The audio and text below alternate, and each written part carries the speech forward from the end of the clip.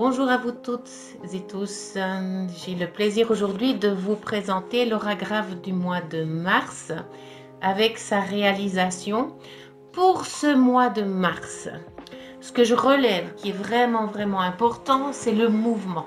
Nous sommes dans le mouvement. Quel que soit ce que l'on désire faire, le mouvement est inclus dans notre vie présente. Et même si je décidais aujourd'hui de rester dans la stagnation, autour de moi, tout continue d'évoluer. Ce qui fait que pour certains d'entre vous ou certaines d'entre vous, ce qui pourrait se passer, c'est que vous ayez l'impression de stagner et de ne pas avancer. Dans ce cas présent, ça bouge autour de vous, même si vous avez l'impression de stagner. On a une autre typologie qui est présente aussi, avec des colères présentes chez certains d'entre vous ou certaines d'entre vous. Ces colères qui sont reliées au passé et qui sont là pour nous permettre de régler, de nettoyer, de purifier notre passé pour nous permettre d'avancer dans des énergies nouvelles.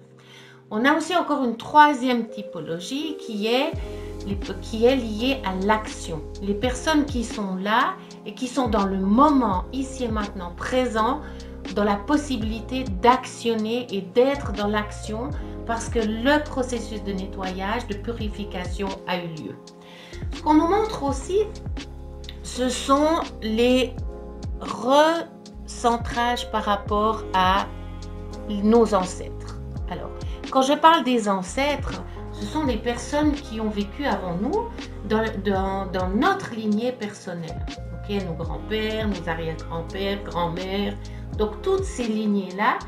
Et en fait, ce qu'on nous invite à faire, c'est éviter de regarder en arrière à nouveau, parce que le travail a été fait pour plus des 3/4. Et c'est de regarder en avant, tout en sachant qu'à l'arrière, il y a toutes ces lignées qui sont là pour nous pousser en avant, pour nous aider, pour nous soutenir aussi dans notre évolution. Et on parle de l'Égypte, on parle d'ancien monde aussi, Shambhala, on a Shambhala aussi, qu'il soit réel ou qu'il soit dans l'illusion ou qu'il soit dans la perception de ce monde nouveau, peu importe, car vos croyances sont qui vous êtes dans l'ici et maintenant. Et il y a autant de vérité sur cette terre qu'il y a d'êtres humains sur cette terre. Qui suis-je moi pour vous dire que je détiens la vérité?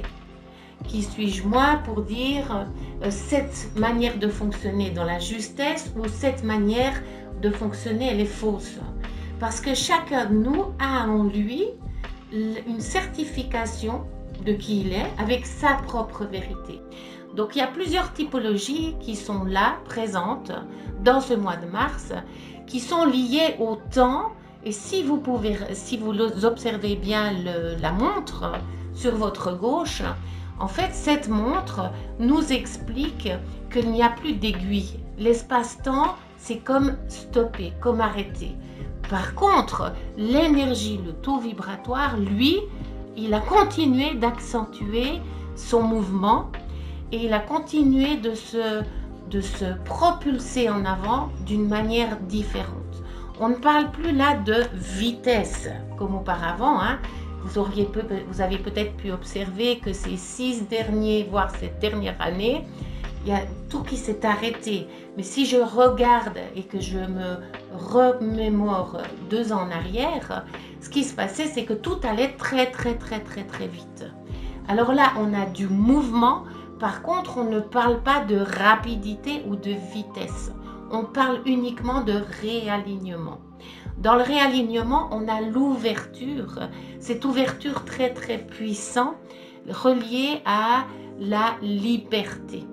Liberté d'être, liberté de penser, liberté de partager ou pas, liberté de se mouvoir ou pas. Et vraiment, le mot liberté dans ce mois de mars est très important. On voit aussi que la Terre est en train de s'effriter. En fait, c'est pas la Terre qui s'effrite, c'est notre monde intérieur qui s'effrite pour faire la place à quelque chose de nouveau. On fait le tri, que ce soit dans notre vie, et on fait dans un même temps le tri chez soi. Donc pour certains d'entre vous, il va y avoir du ménage. Il va y avoir de l'épuration. On se débarrasse de ce dont on n'a plus besoin. On se débarrasse du surplus. On ne garde on ne garde que l'essentiel. On garde vraiment l'essentiel de ce qui nous amène ici et maintenant dans une vie nouvelle. Et cette épuration, on la voit au centre avec ce bébé, qui est la renaissance dans la pureté, la renaissance au niveau du cœur, avec le cœur qui est dans le vert, la couleur verte de la guérison, qui nous amène à nous conscientiser d'une manière autre, à prendre conscience de l'urgence personnelle de se centrer, d'équilibrer ce qui se passe à l'intérieur, d'introspection, parce qu'on parle d'introspection aussi, et cette introspection nous amène à nous ressentir, nous sentir à nouveau. Donc il y a aussi cette sensation de physique, cette sensation physique d'ancrage qui est là et qui nous amène à ressentir notre corps un peu plus lourd. Donc certaines fois, ça peut donner des informations du style difficulté d'avancer, une lourdeur qui nous fatigue et qui touche vraiment le corps au niveau physique de l'incarnation.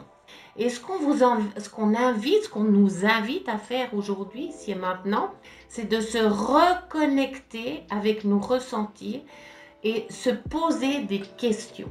Alors quand je parle de se poser des questions, je parle surtout de se poser des questions par rapport à qui suis-je ici et maintenant? Est-ce que je suis vraiment là où j'aimerais être? Et si ce n'est pas le cas, qu'est-ce que je peux faire avec ce que j'aimerais pas vivre ou la manière dont je vis qui ne me correspond plus? Donc c'est vraiment d'être dans cette introspection et de se poser des questions qui sont existentielles et qui vont à l'essence même de cette énergie que l'on vit à présent. On parle aussi du tout dans le un. On est dans l'un, dans l'unité. Et se reconnecter à cette unité nous amène à nous poser des questions. Qui suis-je? Où est-ce que je vais? Comment j'y vais? Parce que où est-ce que je vais? On peut avoir la direction d'où je vais. Par contre, c'est comment je procède pour y arriver. Donc, il y a énormément de questionnements dans ce mois de mars. Il y a un proverbe africain que j'aime beaucoup et que j'utilise souvent dans les coachings que je donne, qui dit « Lorsque je ne sais plus où je vais, je regarde d'où je viens ». Parce que d'autres personnes dans ma lignée ont jonché le sol de la terre, ont été présentes dans cette incarnation. Ce qui fait que tout dans son entier est relié.